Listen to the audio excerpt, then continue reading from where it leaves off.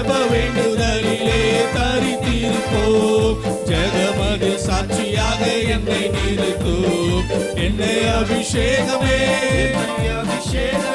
என் தலையை நனைக்க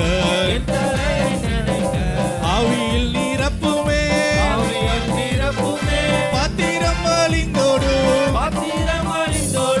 இச்சலாலம் மூழ்கியே நேசரன்பில் மகிழ அக்கினி அபிஷேகம் எந்த நாவல் தீர்த்திடும் உச்சப்பட வேண்டுமே. உன்னதத்தின் ஆவி உயிர்ப்பிக்க வேண்டும் எம்மை தேவா.